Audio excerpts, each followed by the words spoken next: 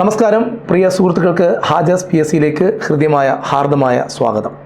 നമ്മൾ ഇന്ന് ക്ലാസ്സിനകത്ത് ചർച്ച ചെയ്യാൻ വേണ്ടി പോകുന്നത് മെറ്റൽസ് എന്ന് പറഞ്ഞ് നമുക്ക് സിലബസിലൊരു ടോപ്പിക്കുണ്ട് കെമിസ്ട്രിയിൽ. അപ്പോൾ അതിനകത്തെ ഏറ്റവും പ്രധാനപ്പെട്ട SCERT ചോദ്യങ്ങളാണ് നമ്മൾ ഇന്ന് സ്പെഷ്യൽ എഡീഷനകത്ത് ചർച്ച ചെയ്യുന്നത്. സ്പെഷ്യൽ എഡീഷനകത്ത് മെറ്റൽസിൻ്റെ കുറേ ക്ലാസ്സുകൾ എടുത്തിട്ടുണ്ടായിരുന്നു. അപ്പോൾ കാണാത്തവരുണ്ടെങ്കിൽ താഴെ ഡിസ്ക്രിപ്ഷൻ ബോക്സിൽ അതിൻ്റെ ലിങ്ക് ഉണ്ട്, കാണണം. നമുക്കിന്ന് ഒന്നാമത്തെ ചോദ്യത്തിലേക്ക് പോകാം. ഒന്നാമത്തെ ചോദ്യം, ഇവിടെ മെറ്റൽസിനെ സംബന്ധിക്കുന്ന ഏറ്റവും പ്രധാനപ്പെട്ട ഒരു മൂന്ന് സ്റ്റേറ്റ്മെൻറ്റുകളാണ്. ലോഹങ്ങളെക്കുറിച്ചുള്ള പഠനമാണ് മെറ്റലർജി. നമുക്ക് എല്ലാവർക്കും അറിയാം, പീരിയോഡിക് ടേബിളിലെ 80% ലോഹങ്ങളാണ്. മൂലകങ്ങളെ പ്രധാനമായും സുപ്രധാനമായും രണ്ടായിട്ട് നമുക്ക് തരംതിരിക്കാം, ലോഹങ്ങളെന്നും അലോഹങ്ങളെന്നും. നമുക്കറിയാം, ഇരുമ്പ്, അലുമിനിയം, സ്വർണം, വെള്ളി, പ്ലാറ്റിനം, സിങ്ക്, കോപ്പർ, ലെഡ് ഇതെല്ലാം ലോഹങ്ങളുടെ കാറ്റഗറിയിൽ വരുന്നവരാണ്. ഓക്സിജൻ, ഹൈഡ്രജൻ, നൈട്രജൻ ഇതെല്ലാം അലോഹങ്ങളുടെ കാറ്റഗറിയിൽ വരുന്നവരാണ്. ലോഹങ്ങളെക്കുറിച്ച് മാത്രം പഠിക്കുന്നതിനെ മെറ്റലർജി എന്ന് പറയുമോ? 10ാം ക്ലാസ്സിലെ പുസ്തകത്തിൽ വ്യക്തമായി പറയുന്നുണ്ട്, മെറ്റലർജി എന്നൊരു ചാപ്റ്റർ തന്നെ അവർക്കൊണ്ട് പഠിക്കാൻ. ലോഹങ്ങളുടെ നിർമ്മാണം എന്നൊരു ചാപ്റ്റർ ഉണ്ട്. ലോഹങ്ങളുടെ നിർമ്മാണത്തെ മെറ്റലർജി എന്ന് പറയും.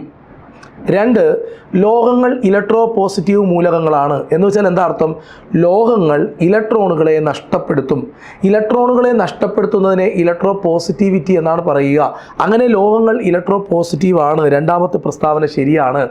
3, 1ാം ഗ്രൂപ്പ് മൂലകങ്ങൾ, അതായത് പീരിയോഡിക് ടേബിളിൽ 18 ഗ്രൂപ്പ് ഉണ്ട്. 1ാമത്തെ ഗ്രൂപ്പിലാണ് lithium, sodium, potassium, rubidium, caesium, francium എന്ന് പറയുന്ന 6 മൂലകങ്ങൾ ഉള്ളത്. ഇവരെല്ലാം തന്നെ രാസപ്രവർത്തനങ്ങളിൽ ഇലക്ട്രോണുകളെ നഷ്ടപ്പെടുത്തുന്നവരാണ്, ലോഹങ്ങളാണ്. അതുകൊണ്ട് 1ാമത്തെ ഗ്രൂപ്പ് മൂലകങ്ങൾ ഇലക്ട്രോ പോസിറ്റീവ് മൂലകങ്ങളാണ് എന്ന് പറയുന്നതിൽ തെറ്റില്ല. അങ്ങനെ നോക്കുമ്പോൾ ഇതിനകത്ത് ഏത് ഉത്തരമാണ് ശരിയെന്ന് ചോദിച്ചാൽ ഇവിടെ നമുക്ക് കാണാം 1, 2, 3 പ്രസ്താവനകൾ ശരിയാണ്. ക്ലിയർ ആണ്? 1ാമത്തെ ചോദ്യം കഴിഞ്ഞു. നമുക്ക് 2ാമത്തെ ചോദ്യത്തിലേക്ക് പോകാം. 2ാമത്തെ ചോദ്യം നോക്കാം. 2ാമത്തെ ചോദ്യം, ആൽക്കലി ലോഹങ്ങളിൽ ഏറ്റവും ഇലക്ട്രോ പോസിറ്റിവിറ്റി കൂടിയ മൂലകം ഏതാണ്? ഓപ്ഷനിൽ ലിഥിയം, സോഡിയം, പൊട്ടാസ്യം, അങ്ങനെ ഫ്രാൻഷ്യം തന്നിട്ടുണ്ട്. 1ാമത്തെ ഗ്രൂപ്പിലെ എലമെൻറ്റുകളാണ് ഓപ്ഷനിൽ തന്നിട്ടുള്ളത്. 1ാമത്തെ ഗ്രൂപ്പിലെ ആദ്യത്തെ എലമെൻ്റാണ് lithium, 2 sodium, potassium, rubidium, caesium, francium. എൻ്റെ പൊന്നുപിള്ളരെ പഠിക്കണം, ഇലക്ട്രോണുകളെ നഷ്ടപ്പെടുത്താനുള്ള ലോഹങ്ങളുടെ അപാരമായ കഴിവിനെ വിളിക്കുന്ന പേരാണ് ഇലക്ട്രോ പോസിറ്റിവിറ്റി. ഇത് പീരിയോഡിക് ടേബിളിലെ 1ാമത്തെ ഗ്രൂപ്പാണ്. പീരിയോഡിക് ടേബിളിലെ 1ാമത്തെ ഗ്രൂപ്പ് എന്നല്ല, ഏത് ഗ്രൂപ്പ് എടുത്താലും മുകളിൽ നിന്ന് താഴോട്ട് വരുമ്പോൾ ഇലക്ട്രോ പോസിറ്റീവ് സ്വഭാവം കൂടും. അതായത് ഇലക്ട്രോണിനെ നഷ്ടപ്പെടുത്താനുള്ള ടെൻഡൻസി, പ്രേരണ കൂടി വരും. മുകളിൽ നിന്ന് താഴോട്ട് വരുന്തോറും ആറ്റത്തിൻ്റെ വലിപ്പം കൂടും. അതിനനുസരിച്ച് അയോണീകരണ ഊർജം കുറയും. അതിനനുസരിച്ച് ഇലക്ട്രോണിനെ നഷ്ടപ്പെടുത്താനുള്ള കഴിവ് കൂടും, ലോഹീയ സ്വഭാവം കൂടും. അപ്പോൾ ഏറ്റവും ലോഹീയ സ്വഭാവം ഏത്? താഴെയുള്ള എലമെൻറ്റിനായിരിക്കും. താഴെയുള്ള എലമെൻ്റ് ഏതാ? ഫ്രാൻഷ്യം. സോ ഉത്തരം ഫ്രാൻഷ്യമാണ്. നമുക്ക് ആൻസർ നോക്കാം. ആൻസർ ഫ്രാൻഷ്യമാണ്. അടുത്തത് 3ാമത്തെ ചോദ്യത്തിലേക്ക് കടക്കാം. ഏറ്റവും ചെറിയ ലോഹം ഏതാണ്? പീരിയോഡിക് ടേബിളിനെ സംബന്ധിക്കുന്ന ഏറ്റവും പ്രധാനപ്പെട്ട ചോദ്യങ്ങളിൽ ഒന്നാണ് ഏറ്റവും ചെറിയ ലോഹം ഏതാണ്? സ്മോളസ്റ്റ് മെറ്റൽ ഏതാണ്? സ്മോളസ്റ്റ് മെറ്റൽ ബെരിലിയം തന്നെയാണ്. സ്മോളസ്റ്റ് മെറ്റൽ ബെരിലിയം ആണ്. എന്നാൽ ഏറ്റവും ഭാരം കുറഞ്ഞ മെറ്റൽ, സിംപിളസ്റ്റ് മെറ്റൽ എന്ന് അറിയപ്പെടുന്നത്, ഏറ്റവും ലൈറ്റസ്റ്റ് മെറ്റൽ എന്ന് അറിയപ്പെടുന്നത് ലിഥിയമാണ്. ഇത് രണ്ടും മറക്കരുത്. ഏറ്റവും സ്മോളസ്റ്റ് മെറ്റൽ എന്ന് അറിയപ്പെടുന്നത് ബെരിലിയവും ഏറ്റവും ലൈറ്റസ്റ്റ് മെറ്റൽ എന്നറിയപ്പെടുന്നത് ലിഥിയവുമാണ്. ഇതേപോലെ PSC ചോദിക്കാറുണ്ട്, ഏറ്റവും സ്മോളസ്റ്റ് എലമെൻ്റ് ഏതാണെന്ന്. അത് ഹീലിയമാണ്. ഏറ്റവും സ്മോളസ്റ്റ് എലമെൻറ്റ് ഹീലിയമാണ്. ഏറ്റവും ലൈറ്റസ്റ്റ് എലമെൻറ്റ് ഹൈഡ്രജനാണ്. മറക്കരുത്. ഈ 4 പോയിന്റുകൾ നമ്മുടെ മെറ്റലിൻ്റെ ക്ലാസ്സിനകത്ത് വ്യക്തമായി നമ്മളത് പറഞ്ഞിട്ടുണ്ട്. അടുത്തത്, ഏറ്റവും ചെറിയ ലോഹം ഏതാണ്? അത് എൻ്റെ ആൻസർ പറഞ്ഞല്ലോ അല്ലേ. അടുത്ത ചോദ്യത്തിലേക്ക് വരാം. അടുത്ത ക്വസ്റ്റ്യൻ, 4ാമത്തെ ക്വസ്റ്റ്യൻ. താഴെ കൊടുത്തിരിക്കുന്നവയിൽ അയോണീകരണ ഊർജം കുറഞ്ഞ മൂലകം ഏതാണ്? എൻ്റെ പൊന്നുപിള്ളരെ ശ്രദ്ധിക്കണം. 1ാമത്തെ ഗ്രൂപ്പിലെ എലമെൻറ്റുകളാണ് ഇവിടെ ഓപ്ഷനിൽ തന്നിട്ടുള്ളത്. Lithium, sodium, potassium, rubidium, caesium, francium. ഇത് 1ാമത്തെ ഗ്രൂപ്പിലെ എലമെൻറ്റുകളാണ്. മുകളിൽ നിന്ന് താഴോട്ട് വരുമ്പോൾ ആറ്റത്തിൻ്റെ വലിപ്പം കൂടും.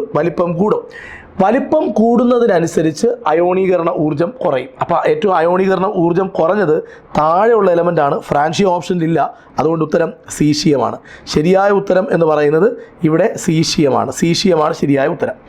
അടുത്തത് ഓപ്ഷൻ നോക്കാം. അടുത്തത് സ്റ്റേറ്റ്മെൻറ്റ് വൈസ് ക്വസ്റ്റ്യൻ ആണ്. താഴെ കൊടുത്തിരിക്കുന്നവയിൽ ശരിയായ പ്രസ്താവനകൾ ഏതെല്ലാം?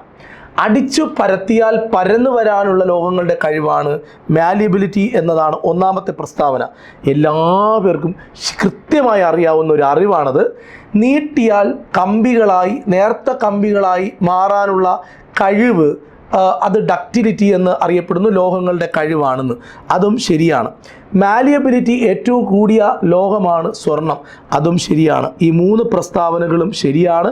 അതുകൊണ്ട് ശരിയായ ഉത്തരം 1, 2, 3 പ്രസ്താവനകൾ ശരി. ബി ആണ് ശരിയായ ഉത്തരം. 4, വൈദ്യുതി ഏറ്റവും നന്നായി കടത്തിവിടുന്ന ലോഹം ഏതാണ്? അപ്പോൾ ഏറ്റവും ബെസ്റ്റ് കണ്ടക്ടർ ഓഫ് ഇലക്ട്രിസിറ്റി ഏതാണ് എന്ന് ചോദിച്ചാൽ നമ്മൾ പറയണം ഏറ്റവും ബെസ്റ്റ് കണ്ടക്ടർ ഓഫ് ഇലക്ട്രിസിറ്റി എന്ന് പറയുന്നത് വെള്ളിയാണ്. വെള്ളിയുടെ പ്രത്യേകത സ്വതന്ത്രമായ ഇലക്ട്രോണുകളുടെ സാന്നിധ്യം, ഇംഗ്ലീഷിൽ പറഞ്ഞാൽ ഫ്രീ ഇലക്ട്രോൺസിൻ്റെ പ്രസൻസ് ആണ് ഈ ഒരു വെള്ളിയുടെ പ്രത്യേകത. ഏറ്റവും നന്നായി സ്വതന്ത്ര ഇലക്ട്രോണുകൾക്ക് സഞ്ചാര സ്വാതന്ത്ര്യമുണ്ട്. അതുകൊണ്ട് വെള്ളിയാണ് ഏറ്റവും നല്ല ചാലകം. ഏറ്റവും ബാഡ് കണ്ടക്ടർ ഓഫ് ഇലക്ട്രിസിറ്റി എന്ന് പറയുന്ന മെറ്റൽ കാറ്റഗറിയിൽ വരുന്ന ആളാണ് ലെഡ്. ഓക്കെ, അടുത്തത് 7ാമത്തെ ചോദ്യം. ഡക്റ്റിലിറ്റി ഏറ്റവും കൂടിയ ലോഹം ഏത്? ഇവിടെ ചെറിയൊരു കൺഫ്യൂഷൻ ഉണ്ട്. വെള്ളി, അലുമിനിയം, പ്ലാറ്റിനം, ലെഡ്. ശ്രദ്ധിക്കണം, ഏറ്റവും ഡക്റ്റിലിറ്റി കൂടിയത് SCRT ഉത്തരപ്രകാരം പ്ലാറ്റിനമാണ്. എന്നാൽ ഗൂഗിളിൽ സെർച്ച് ചെയ്താൽ ഗോൾഡ് എന്ന് കാണാം. അപ്പോൾ നമ്മൾ പഠിക്കേണ്ടത് പ്ലാറ്റിനം തന്നെയാണ് പ്രിഫറൻസ് കൊടുക്കേണ്ടത്. SCRT ആണ് നമ്മുടെ റെഫറൻസ്. അതുകൊണ്ട് നമ്മൾ പ്ലാറ്റിനം ഉത്തരം ഉണ്ടെങ്കിൽ അത് എഴുതണം, ഇല്ലെങ്കിൽ മാത്രം ഗോൾഡ് എഴുതണം. ഗോൾഡിനും അത്യാവശ്യം നല്ല ഡക്റ്റിലിറ്റി ഉള്ള ഒരു എലമെൻ്റ് ആണ്. ഓക്കെ, ഗോൾഡ് വന്നാൽ പ്ലാറ്റിനം ഓപ്ഷനിൽ വരില്ല, പ്ലാറ്റിനം വന്നാൽ ഗോൾഡ് വരില്ല. ഓക്കെ, അടുത്തത് ലോഹങ്ങളുടെ രാജാവ് എന്നറിയപ്പെടുന്നത്, കിങ് ഓഫ് മെറ്റൽ എന്നറിയപ്പെടുന്നത് ആരെയാണ്? ഇതിൽ ആരാണ് കിങ് ഓഫ് മെറ്റൽ എന്ന് നിങ്ങൾ പറയണം. കിങ് ഓഫ് മെറ്റൽ എന്നറിയപ്പെടുന്നത് സ്വർണ്ണമാണ്. എന്തുകൊണ്ടാണ്? സ്വർണം മാലിയബിൾ ആണ്, സ്വർണം ഡക്റ്റൈലാണ്, സ്വർണത്തിന് ലോഹദ്യുതിയുണ്ട്, മെറ്റാലിക് ലെസ്റ്റർ ആണ്, സ്വർണം നല്ല പോലെ ഇലക്ട്രിസിറ്റി കണ്ടക്ട് ചെയ്യപ്പെടുന്ന വ്യക്തികളിൽ ഒരാളാണ്. ഇങ്ങനെ ഒരു മെറ്റൽ കാണിക്കേണ്ട എല്ലാ സ്വഭാവം, എല്ലാ പ്രോപ്പർട്ടീസും വ്യക്തമായി കാണിക്കാൻ കഴിയുന്ന ആളാണ് സ്വർണം. സോ ലോഹങ്ങളുടെ രാജാവ് സ്വർണമാണ്. അടുത്തത്, താഴെ കൊടുത്തിരിക്കുന്നവയിൽ ശരിയായ പ്രസ്താവനകൾ ഏതെല്ലാം? ലോഹങ്ങൾ സഹസംയോജക ബന്ധനത്തിൽ ഏർപ്പെടും. സഹസംയോജക ബന്ധനം എന്ന് പറഞ്ഞാൽ ഇലക്ട്രോണുകളെ പങ്കുവെച്ചുകൊണ്ട് ബന്ധനത്തിൽ ഏർപ്പെടും. ഇല്ല, ലോഹങ്ങൾ ആ പരിപാടിക്ക് പോകില്ല. ലോഹങ്ങൾ ഇലക്ട്രോൺ വിട്ടുകൊടുത്തുകൊണ്ടാണ് രാസപ്രവർത്തനത്തിൽ പങ്കെടുക്കുന്നത്. ലോഹങ്ങൾ സഹസംയോജക ബന്ധനത്തിൽ പങ്കെടുക്കും എന്ന് പറയുന്നത് തെറ്റ്. അത് തെറ്റായ പ്രസ്താവനയാണ്. നമുക്ക് പൊരുത്തപ്പെടാൻ കഴിയില്ല. ലോഹങ്ങൾ ആസിഡുമായി പ്രവർത്തിച്ച് ഹൈഡ്രജൻ വാതകം ഉണ്ടാക്കും. ഒരു ലോഹത്തിൻ്റെ പേര് എഴുതാം, സിങ്ക് പ്ലസ് ഇത് ഇപ്പോൾ ഞാൻ എഴുതുന്ന ഇക്വേഷൻ റീസെൻ്റ് ഒരു എക്സാമിന് ചോദിച്ചതാണ്. HCl ഗീവ്സ് ഈ സിങ്ക് ക്ലോറൈഡ് പ്ലസ് ഹൈഡ്രജൻ. ഏതു ലോഹവും ആസിഡുമായി പ്രവർത്തിച്ചാൽ ഇവിടെ വട്ടം വരച്ചിരിക്കുന്ന ആ എലമെൻറ്റ് കണ്ടോ, അതിൻ്റെ പേരെന്താ? ഹൈഡ്രജൻ എന്ന് പറയുന്ന ഗ്യാസ് ഉണ്ടാവും. ശരിയാണ്. സ്വതന്ത്ര ഇലക്ട്രോണുകളുടെ സാന്നിധ്യമാണ്, ചലന സ്വാതന്ത്ര്യമുള്ള ഇലക്ട്രോണുകളുടെ സാന്നിധ്യമാണ് ലോഹങ്ങളാക്കുന്നത്. ഓക്കെ, ചാലകങ്ങളാക്കുന്നത്. ശരിയാണ്. അപ്പോൾ ഏതാണ് ശരി എന്ന് നമുക്ക് നോക്കാം. 2, 3 പ്രസ്താവനകൾ ഇവിടെ ശരിയാണ്. അടുത്ത ചോദ്യത്തിലേക്ക് വരാം. ഏറ്റവും കാഠിന്യം കൂടിയ ലോഹം ഏതാണ്? ഏറ്റവും കാഠിന്യത് ടങ്സ്റ്റൺ, ലെഡ്, ക്രോമിയം, മാംഗനീസ്, ഇത്രയുമാണ് ഓപ്ഷനിലുള്ളത്. ശരിയായ ഉത്തരം ക്രോമിയം. ഒരു കുഞ്ഞു കാര്യം കൂടി പഠിച്ചോ, ക്രോമിയത്തിൻ്റെ അറ്റോമിക് നമ്പർ 24 ആണ്. 24 ആണ് അറ്റോമിക് നമ്പർ ക്രോമിയത്തിൻ്റേത്. ഏറ്റവും ഹാർഡസ്റ്റ് മെറ്റൽ എന്ന് അറിയപ്പെടുന്നത് ക്രോമിയം ആണ്. അടുത്ത ചോദ്യം, ഏറ്റവും സാന്ദ്രത കൂടിയ, ഏറ്റവും ഡെൻസിറ്റി കൂടിയ ലോഹം ഏതാണ്? ഉത്തരം എന്ന് പറയുന്നത് ഓസ്മിയമാണ്. ഓസ്മിയത്തിൻ്റെ സിമ്പൽ എങ്ങനെയാണ് എഴുതുക? ഓസ്മിയത്തിൻ്റെ സിമ്പൽ എഴുതുന്നത് OS എന്നാണ്. ഓസ്മിയമാണ് ഏറ്റവും ഡെൻസിറ്റി കൂടിയ ലോഹം എന്നറിയപ്പെടുന്നത്. നാട്രിയം എന്ന് അറിയപ്പെടുന്ന ലോഹം ഏതാണ്? ഓപ്ഷനിൽ പൊട്ടാസ്യം, കാൽഷ്യം, സോഡിയം, ഇരുമ്പ് ഇവയുണ്ട്. നാട്രിയം എന്ന് പറയുന്നത് ഒരു ലാറ്റിൻ വേർഡാണ്. നാട്രിയം എന്ന് പറഞ്ഞാൽ നമ്മൾ ഇങ്ങനെയാണ് എഴുതുക, NATRIUM, നാട്രിയം. ഇതിനകത്ത് ആദ്യത്തെ 2 അക്ഷരങ്ങളെ ഇളക്കിയെടുക്കുന്നു, NA എന്ന് കിട്ടും. നാട്രിയത്തിൻ്റെ പേര് മാറ്റി കേട്ടോ, നാട്രിയത്തിൻ്റെ പേര് മാറ്റിയിട്ട് അവന് വേറൊരു പുതിയ പേര് കൊടുത്തു. ആ പേരാണ് സോഡിയം. ഇങ്ങനെ പേര് മാറ്റപ്പെട്ട കുറേ ആൾക്കാരുണ്ട്. കാലിയം കാലിയത്തിൻ്റെ പേര് മാറ്റിയിട്ട് പൊട്ടാസ്യം എന്നാക്കിയിട്ടുണ്ട്, പൊട്ടാസ്യം എന്ന് ആക്കിയിട്ടുണ്ട്. അപ്പോൾ പൊട്ടാസ്യത്തിൻ്റെ സിമ്പലാണ് K. പ്ലംബം എന്ന് പറഞ്ഞാൽ ലെഡ് എന്നാണ്. എന്നാൽ അങ്ങനെ കുറേ എലമെൻറ്റുകളുടെ പേരുകൾ, ഫെറം എന്ന് പറഞ്ഞാൽ ഇരുമ്പ് എന്നാണ്. അപ്പോൾ മെർക്കുറി ഹൈഡ്രാർജീറം, സ്റ്റാനം എന്ന് പറഞ്ഞാൽ ടിന്ന്, ഇങ്ങനെ കുറേ പേരുകൾ ഇങ്ങനെ മാറ്റിയിട്ടുണ്ട്.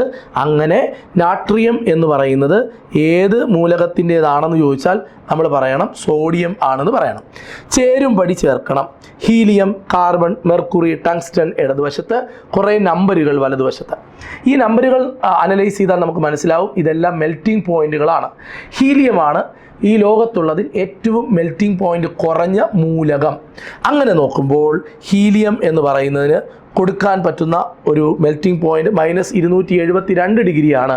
കാർബൺ ഏറ്റവും മെൽറ്റിംഗ് പോയിന്റ് കൂടിയ മൂലകമാണ്. കാർബൺ എത്രയാണെന്ന് അറിയാമോ? 3500. വജ്രം. ഓക്കെ. മെർക്കുറി ഏറ്റവും മെൽറ്റിംഗ് പോയിന്റ് കുറഞ്ഞ ലോഹമാണ്. ഇതാണ് ടങ്സ്റ്റൺ എന്ന് പറയുന്നത് 3410 PSC, SCRT 3500 സംതിങ് ആണ് അതിനകത്ത് വരിക. അപ്പോൾ ഇതിനകത്ത് ഓപ്ഷൻ 1 ശരിയായ ഉത്തരമായിട്ട് വരുന്നത്. ഓപ്ഷൻ 1 ശരിയായ ഉത്തരം. അടുത്ത നമുക്ക് 14ാമത്തെ ചോദ്യത്തിലേക്ക് വരാം. രാസപ്രവർത്തനങ്ങളിൽ ഇലക്ട്രോണിനെ നഷ്ടപ്പെടുത്തുന്നവരാണ് ലോഹങ്ങൾ. അല്ലാന്ന് ആര് പറഞ്ഞു? രാസപ്രവർത്തനങ്ങളിൽ ഇലക്ട്രോണിനെ നഷ്ടപ്പെടുത്തും ലോഹങ്ങൾ. രാസപ്രവർത്തനത്തിൽ ഇലക്ട്രോണിനെ നഷ്ടപ്പെടുത്തും. ശരിയാണ്. അയോണീകരണ ഊർജം കുറഞ്ഞാൽ ലോഹീയ സ്വഭാവം കൂടും. അയോണീകരണ ഊർജം കുറഞ്ഞാൽ പെട്ടെന്ന് ഇലക്ട്രോണിനെ കളയാൻ പറ്റും, ലോഹീയ സ്വഭാവം കൂടും. ശരിയാണ്. 1ാം ഗ്രൂപ്പ് മൂലകങ്ങൾക്ക് ലോഹീയ സ്വഭാവം വളരെ കൂടുതലാണ്. എല്ലാ പ്രസ്താവനകളും ശരി തന്നെയാണ്, ഒരു പ്രസ്താവനയും തെറ്റില്ല. അടുത്തത് വാഷിംഗ് സോപ്പ് എങ്ങനെയാണ് ഉണ്ടാക്കുന്നതെന്ന് നോക്കാം. സോഡിയം ഹൈഡ്രോക്സൈഡ് എടുക്കുക, അതിനോട് എണ്ണയോ കൊഴുപ്പോ ചേർക്കുക. എണ്ണ അല്ലെങ്കിൽ കൊഴുപ്പ് ചേർത്ത് ചൂടാക്കിയാൽ നമുക്ക് സോപ്പ് കിട്ടും. സോപ്പിനോടൊപ്പം ഗ്ലിസറോളും കിട്ടും. ഇങ്ങനെയാണ് സോപ്പ് ഉണ്ടാക്കുന്നത്. സോപ്പിനകത്ത് സ്വാഭാവികമായും ആരുണ്ടാവും? സോഡിയം ഉണ്ടാവും. വാഷിംഗ് സോപ്പുകളിൽ കാണപ്പെടുന്ന ലോഹമാണ് സോപ്പ്. ഓക്കെ, വാഷിംഗ് സോപ്പുകളിൽ കാണപ്പെടുന്ന ലോഹമാണ് സോഡിയം. പേശികൾ സങ്കോചിക്കാൻ, കൺട്രാക്ഷൻ ഓഫ് മസിൽ ആരാണ് സഹായിക്കുന്നത്? Calcium, magnesium, sodium, potassium. ആരാ സഹായിക്കുന്നത്? കാൽഷ്യമാണ്. മസിലുകളുടെ ഹ്യൂമൻ ബോഡിയിൽ ഏറ്റവും കൂടുതലായി കാണപ്പെടുന്ന ലോഹവും ആര് തന്നെയാണ്? കാൽഷ്യം തന്നെയാണ്. എല്ലുകളും പല്ലുകളും നിർമ്മിച്ചിരിക്കുന്നത് കാൽഷ്യം ഫോസ്ഫേറ്റ് കൊണ്ടാണ്. 17ാമത്തെ ചോദ്യം സ്റ്റേറ്റ്മെൻ്റ് ആണ്. താഴെ കൊടുത്തിരിക്കുന്നവയെ ശരിയായ പ്രസ്താവനകൾ ഏതെല്ലാം?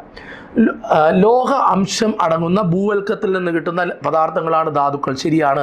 ധാതുക്കൾ ഇംഗ്ലീഷിൽ എന്താ പറയുക? മിനറൽസ്. എന്താണ് മിനറൽ എന്ന് പറഞ്ഞാൽ മണ്ണിൽ നിന്ന് കിട്ടുന്ന ലോഹത്തിൻ്റെ അംശം അടങ്ങുന്ന പദാർത്ഥങ്ങളെയാണ് മിനറൽ എന്ന് പറയുന്നത്. എല്ലാ ധാതുക്കളും അയിരാണ്. തെറ്റാണ്. എല്ലാ ധാതുക്കളും അയിരല്ല. എല്ലാ അയിരുകളും ധാതുക്കളാണ്. അത് ശരിയാണ്. ഓക്കെ, എല്ലാ ധാതുക്കളും അയിരാണെന്ന് പറഞ്ഞാൽ എന്താണ് അയിരെന്ന് പറഞ്ഞാൽ ലോഹത്തെ വേർതിരിക്കാൻ ഉപയോഗിക്കുന്ന ധാതുവിനെയാണ് അയിരെന്ന് പറയുന്നത്. ചില പ്രത്യേക കാര്യങ്ങളുടെ അടിസ്ഥാനത്തിലാണ് ധാതുക്കളിൽ നിന്ന് അയിരിനെ തിരഞ്ഞെടുക്കുന്നത്. അതുകൊണ്ട് തന്നെ നമ്മൾ പറയും എല്ലാ ധാതുക്കളെയും അയിരായി പരിഗണിക്കാൻ കഴിയില്ല. പക്ഷേ അയിരായി പരിഗണിക്കുന്നവരെല്ലാവരും ധാതുക്കളാണ്. ഇപ്പോൾ ഇവിടെ 1ാമത്തെയും 3ാമത്തെയും പ്രസ്താവനകൾ ശരിയാണ് എന്ന് പറയാം. C ആണ് ശരിയായ ഉത്തരം. അയിരിൽ നിന്നും ലോഹത്തെ വേർതിരിക്കുന്ന കാര്യങ്ങളൊക്കെ നമ്മളെ പഠിപ്പിക്കുന്നത് 10ാം ക്ലാസ്സിലെ ഒരു ചാപ്റ്ററിലാണ്. 6ാമത്തെയോ 7ാമത്തെയോ 4ാമത്തെ ചാപ്റ്ററിലാണ് പഠിക്കുന്നത്. അയിരുകളുടെ അയിരുകളുടെ സംസ്കരണവുമായി ബന്ധപ്പെട്ട് അതിൽ 3 പ്രധാനപ്പെട്ട ഘട്ടങ്ങൾ വരും. അതിൽ 1ാമത്തെ ഘട്ടം ഏത് എന്നാണ് ചോദ്യം. 1ാമത്തെ ഘട്ടത്തെ ഇംഗ്ലീഷിൽ പറയുന്നത് കോൺസെൻട്രേഷൻ ഓഫ് ഓർ എന്നാണ്.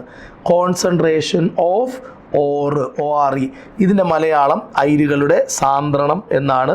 ശരിയായ ഉത്തരം അയിരുകളുടെ സാന്ദ്രണം ആണ്. അടുത്തത് സ്വർണത്തിൻ്റെ അയിരിനെ സാന്ദ്രീകരിക്കാൻ ഉപയോഗിക്കുന്ന രീതി ഏതാണ്? സ്വർണത്തിൻ്റെ അയിരിനെ സാന്ദ്രീകരിക്കാൻ ഉപയോഗിക്കുന്ന രീതി ഏതാണെന്ന് ചോദിച്ചാൽ ഉത്തരം പറയണം അത്. അതായത് 1ാമത്തെ ഘട്ടമാണ് അയിരുകളുടെ സാന്ദ്രണം. അവിടെ 4 രീതികളുണ്ട്. ജലപ്രവാഹത്തിൽ കഴുകുക, കാന്തം കൊണ്ട് വേർതിരിക്കുക, പ്ലവന പ്രക്രിയ, ലീച്ചിങ്. സ്വർണത്തിൻ്റെ അയിരാണെങ്കിൽ ജലപ്രവാഹത്തിൽ കഴുകും. ജലപ്രവാഹത്തിൽ കഴുകുന്നതിനെ നമ്മൾ ഇംഗ്ലീഷിൽ ഹൈഡ്രോളിക് വാഷിംഗ് എന്നും ലെവിഗേഷൻ എന്നും പറയും. ലെവിഗേഷൻ. ഇതാണ് ശരിയായ ഉത്തരം. ഓക്കെ, നമുക്ക് അടുത്ത പോയിന്റിലേക്ക് വരാം. താഴെ കൊടുത്തിരിക്കുന്ന 3 പ്രസ്താവനകളിൽ ശരിയായ പ്രസ്താവനകൾ ഏതെല്ലാം? വായു ഇല്ലാതെ ചൂടാക്കുന്നതാണ് കാൽസിനേഷൻ, ശരിയാണ്. അതായത് അയിരുകളുടെ സാന്ദ്രണത്തിലെ ഏറ്റവും പ്രധാനപ്പെട്ട ഘട്ടമാണ് രണ്ടാമത്തെ ഘട്ടം. അതായത് ആദ്യത്തെ ഘട്ടത്തിൽ അയിരുകളെ സാന്ദ്രീകരിക്കും, രണ്ടാമത്തെ ഘട്ടത്തിൽ അയിരുകളുടെ സാന്ദ്രീകരിച്ച അയിരിൽ നിന്നും ലോഹത്തെ വേർതിരിക്കും. അവിടെ 2 പ്രധാനപ്പെട്ട പ്രവർത്തനങ്ങളിൽ ഉണ്ട് കാൽസിനേഷനും റോസ്റ്റിങ്ങും. ചൂട് കൊടുക്കാതെ വായു കൊടുക്കാതെ ചൂടാക്കുന്നതാണ് കാൽസിനേഷൻ, എന്നാൽ വായു കൊടുത്ത് ചൂടാക്കുന്നതാണ് റോസ്റ്റിങ്. കാൽസിനേഷനോ റോസ്റ്റിങ്ങോ രണ്ടും ഒരു അയിരിൽ പ്രയോഗിക്കേണ്ട.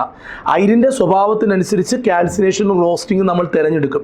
ശ്രദ്ധിക്കേണ്ടത്, കാൽസിനേഷനിലൂടെയും റോസ്റ്റിങ്ങിലൂടെയും എല്ലാത്തരം അയിരുകളും ആ അയിരുകൾ ഓക്സൈഡുകളായി മാറും. അതായത് ഇത് 3 പ്രസ്താവനകളും കൃത്യമായും ശരിയാണ്. ശരിയായ പ്രസ്താവനകളാണ് 3. 1, 2, 3 ശരിയാണ്. അടുത്ത പോയിന്റിലേക്ക് വരാം. ഇരുമ്പിൻ്റെ ഒരു കാര്യം കൂടി, ഹാജാസ് ക്ലാസ്സസ് എന്ന് പറഞ്ഞൊരു ആപ്ലിക്കേഷൻ ഉണ്ട്, ഞാൻ ക്ലാസ് കൊടുക്കുന്നുണ്ട്. എന്ത് പറയാൻ പറ്റും, ഈ ക്ലാസ് കാണുന്നവരെല്ലാവരോടും ഉള്ള ഒരു അപേക്ഷയാണ്, നിങ്ങളെല്ലാവരും ജോയിൻ ചെയ്യണം. കേരളത്തിലെ ഒരുപക്ഷെ ഒരു കോമ്പറ്റേറ്റീവ് എക്സാമിൻ്റെ ഏറ്റവും ടോപ്പിലുള്ള ക്ലാസ്സാണ്. ഏറ്റവും ടോപ്പാണ്. നിങ്ങൾ വിചാരിക്കുന്നതിനേക്കാളും നിങ്ങളെ വിസ്മയിപ്പിക്കുന്ന ക്ലാസ്സാണ്, അങ്ങനെ പറയാൻ പറ്റും. നല്ല ക്ലാസ് അങ്ങനെയൊക്കെ പറഞ്ഞാൽ അതിന് വാക്കുകൾ കുറഞ്ഞു പോകും. അതുകൊണ്ട് നിങ്ങളെ അമ്പരപ്പിക്കും, നിങ്ങളെ അത്ഭുതപ്പെടുത്തും. അങ്ങനത്തെ ക്ലാസ്സുകളാണ്. ക്ലാസ്സുകളുടെ പ്രത്യേകത എന്ന് പറയുന്നത്, എനിക്ക് ഏകദേശം ഒരു 24 വർഷമായി ഈ അധ്യാപന മേഖലയിലുണ്ട്. SCERT പുസ്തകങ്ങൾ പഠിപ്പിച്ചിട്ടുള്ള എക്സ്പീരിയൻസ് ഉണ്ട്. PSC മേഖലയിൽ നിങ്ങളുടെ കയ്യിലിരിക്കുന്ന ഏറ്റവും പ്രധാനപ്പെട്ട റാങ്ക് ഫയൽ ഏതാണോ ആ റാങ്ക് ഫയലിൻ്റെ എല്ലാ റാങ്ക് ഫയലിൻ്റെ സ്ഥാപനങ്ങളിൽ പഠിപ്പിച്ചിട്ടുള്ള ഒരു അധ്യാപകനാണ്, പഠിപ്പിച്ചുകൊണ്ടിരുന്ന അധ്യാപകനാണ്. ഇപ്പോൾ ഹാജാസ് ക്ലാസ്സുമായി മുന്നോട്ട് പോവുകയാണ്. നിങ്ങൾക്ക് എൻ്റെ ഒരു എക്സ്പീരിയൻസ് ഉണ്ട്. ഏറ്റവും അഫോർഡബിൾ ആയിട്ടുള്ള ഒരു ഫീസിൽ നിങ്ങൾക്ക് കോഴ്സിൽ ജോയിൻ ചെയ്യാൻ പറ്റും. ഫെബ്രുവരി 10-ാം തീയതി പുതിയ ഒരു ബാച്ച് സ്റ്റാർട്ട് ചെയ്യുന്നുണ്ട്. LDCക്ക് വേണ്ടിയിട്ടും LP UPക്ക് വേണ്ടിയിട്ടും ഡിഗ്രി ലെവലിന് വേണ്ടിയിട്ടും കോഴ്സ് സ്റ്റാർട്ട് ചെയ്യുന്നുണ്ട്. ഡിഗ്രി ലെവലിൻ്റെ ഫീസ് ഇതുവരെ കൺഫേം ആയിട്ടില്ല. ആർക്കെങ്കിലും ജോയിൻ ചെയ്യണമെന്ന് താല്പര്യമുണ്ടെങ്കിൽ എൻ്റെ നമ്പർ ഇങ്ങനെയാണ്: 9995027074. ഈ നമ്പറിൽ എന്നെ ബന്ധപ്പെടുക. 3,999 ഓഫറിലുള്ള ഫീസ്. ഒറിജിനൽ ഫീസ് എന്ന് പറയുന്നത് 10,000 ആണ്. പക്ഷേ ഇതിൻ്റെ ഓഫർ ഫീസ് എന്ന് പറയുന്നത് 3,999 ആണ്. കോഴ്സ് ഫെബ്രുവരി 10-ാം തീയതി മുതൽ ഈ ഫീസിലാണ് നിങ്ങൾക്ക് കോഴ്സ് പർച്ചേസ് ചെയ്യാൻ കഴിയുക. എന്നാൽ വീണ്ടും ഒരു ഓഫർ എന്ന് പറയുന്നത് ലൈവ് ക്ലാസ് ഉണ്ടാവും. എല്ലാം നമ്മുടെ കംപ്ലീറ്റ് ടോപ്പിക്കും ഫ്രം ഫസ്റ്റ് ആദ്യം മുതൽ നിങ്ങൾക്ക് ലൈവായി പഠിപ്പിച്ചു തരും. ഇതിനകത്തൊരു പ്രത്യേക കാര്യം, കണ്ടൻറ്റ് എന്താ വെച്ചാൽ റെക്കോർഡിംഗ് ക്ലാസ്സും കാണും, ഇതും ഉണ്ടാവും. പ്ലേ സ്റ്റോറിൽ ഹാജാസ് ക്ലാസ്സസ് എന്ന് സെർച്ച് ചെയ്യുക. അത് ആപ്പ് ഡൗൺലോഡ് ചെയ്തിടുക. ഫെബ്രുവരി 10-ാം തീയതി നമുക്ക് ജോയിൻ ചെയ്യാം. ഫെബ്രുവരി 10-ാം തീയതി ജോയിൻ ചെയ്യുമ്പോൾ പ്രീ ബുക്കിംഗ് നിങ്ങൾ ഇപ്പോഴേ വിളിച്ച് ബുക്ക് ചെയ്യുകയാണെങ്കിൽ ഈ 3,999 ഒരു 1000 രൂപ ഡിസ്കൗണ്ട് ഉണ്ടാവും. അത് വളരെ പരിമിതമായി ആദ്യത്തെ 200 അഡ്മിഷനുകൾക്ക് മാത്രമേ ഈ ഒരു ഓഫറുള്ളൂ. അങ്ങനെയാണെങ്കിൽ നിങ്ങൾ 2,999 അടയ്ക്കേണ്ടി വരിക. അപ്പോൾ അത് നേരത്തെ പ്രീ ബുക്കിംഗ് നടത്തുകയാണെങ്കിൽ മാത്രം, അല്ലെങ്കിൽ കോഴ്സ് ലോഞ്ച് ചെയ്ത് കഴിഞ്ഞാൽ 3,999 എന്ന് പറഞ്ഞ ഫീസായിരിക്കും. 2 ഇൻസ്റ്റാൾമെൻ്റ് ഉണ്ടാവും എന്നുള്ളത് അറിയിക്കുകയാണ്. ശരി, നമുക്ക് ക്ലാസ്സിലേക്ക് വരാം. നിങ്ങൾ ജോയിൻ ചെയ്യണം, തീർച്ചയായിട്ടും ജോയിൻ ചെയ്യണം. നിങ്ങളെ വിസ്മയിപ്പിക്കുമെന്നുള്ളതാണ്. അടുത്തത്, ഇരുമ്പിൻ്റെ അയിരിൻ്റെ സാന്ദ്രണത്തിൽ ഏതാണ്? ഇരുമ്പ് കാന്തത്തിലൊട്ടും. അതായത് ഒരു അയിരിനകത്ത് അടങ്ങിയിരിക്കുന്ന ലോഹമോ അല്ലെങ്കിൽ അതിനകത്ത് അടങ്ങിയിരിക്കുന്ന ഗ്യാങ് എന്ന് പറഞ്ഞാൽ അഴുക്കോ കാന്തിക സ്വഭാവമുണ്ടെങ്കിൽ, കാന്തത്തിലൊട്ടുമെങ്കിൽ ഏറ്റവും നല്ലത് കാന്തിക വിഭജനം ചെയ്യലാണ്. കാന്തിക വിഭജനമാണ് ശരിയായ ഉത്തരം. ഓക്കെ. ഇരുമ്പിൻ്റെ അയിരിൻ്റെ കാര്യത്തിൽ, ടിന്നിൻ്റെ അയിരിലും അതാണ് ഉപയോഗിക്കുന്നത്. ടിന്നിൻ്റെ അയിരിൽ മാലിന്യം എന്ന് പറയുന്നത് ഇരുമ്പാണ്. ടിന്നിൻ്റെ അയിരിൽ മാലിന്യം ഇരുമ്പാണ്. അതുകൊണ്ട് കാന്തം ഉപയോഗിച്ച് അഴുക്കായ ഇരുമ്പിനെ എടുത്ത് കളയും. അപ്പോൾ ടിന്നിൻ്റെ അയിരിനകത്ത് ഇരുമ്പുള്ളത് കൊണ്ട് ഇരുമ്പ് അവിടുത്തെ ഗ്യാങ്ങാണ്. ഓക്കെ. താഴെ കൊടുത്തിരിക്കുന്നവയെ ശരിയായ പ്രസ്താവനകൾ ഏതെല്ലാം? ഇരുമ്പിൻ്റെ അയിരാണ് ഹേമറ്റൈറ്റ്. ഹേമറ്റൈറ്റും മാഗ്നറ്റൈറ്റും ഇരുമ്പിൻ്റെ അയിരാണ്. പക്ഷേ ഇരുമ്പ് ഏറ്റവും കൂടുതലായി അടങ്ങിയിരിക്കുന്നത് മാഗ്നറ്റൈറ്റിലാണ്. പക്ഷേ നമ്മൾ കോമൺലി ഇരുമ്പ് വേർതിരിക്കാൻ വേണ്ടി ഉപയോഗിക്കുന്നത് ഹേമറ്റൈറ്റാണ്. കാരണം ലാഭകരവും ചിലവ് കുറവും, എളുപ്പത്തിൽ വേർതിരിക്കാനും ഹേമറ്റൈറ്റിൽ നിന്ന് ഇരുമ്പിനെ വേർതിരിക്കാൻ കഴിയും. വിഡ്ഢികളുടെ സ്വർണം എന്നറിയപ്പെടുന്നത് അയൺ പൈററ്റിസ് ആണ്. വളരെ ശരിയാണ്. അയണിൻ്റെ സൾഫർ അടങ്ങുന്ന ഒരു രൂപമാണ് ഏത് അയൺ പൈററ്റിസ് എന്ന് പറയുന്നത്. ഡോളമൈറ്റ് ഇരുമ്പിൻ്റെ അയിരാണെന്നുള്ളത് തെറ്റായ പ്രസ്താവനയാണ്. അങ്ങനെ നോക്കുമ്പോൾ ഇവിടെ ഉത്തരം എന്ന് പറയുന്നത് 1, 2 പ്രസ്താവനകളാണ് ശരിയായിട്ട് വരിക. സിന്നബർ എന്ന് പറയുന്നത് ഏതിൻ്റെ അയിരാണ്? നമുക്ക് എല്ലാവർക്കും അറിയാം, അർജൻറ്റീനയുടെ മെസ്സി എന്ന് പറയുന്ന താരത്തെ നമുക്ക് ഭയങ്കര ഇഷ്ടമാണ്.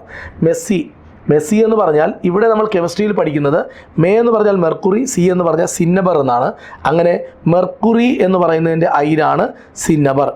ഏറ്റവും സ്ഥിരത കൂടിയ ലോഹം ഏതാണ്? ഏറ്റവും സ്റ്റേബിൾ ആയിട്ടുള്ള എലമെൻ്റ് ഏതാണ്? ഏറ്റവും സ്റ്റേബിൾ ആയിട്ടുള്ള എലമെൻ്റ് ആണ് ലെഡ്. ഏറ്റവും സ്റ്റേബിൾ എലമെൻ്റ് ആരാന്ന് ചോദിച്ചാൽ ലെഡ് എന്ന് പറയാം. അടുത്തത്, ഗലീന ഏത് ലോഹത്തിൻ്റെ അയിരാണ്? ഗലീന എന്ന് പറയുന്നത് ലെഡിൻ്റെ അയിരാണ്. ഗലീന എന്ന് പറയുന്നത് ലെഡിൻ്റെ അയിരാണ്.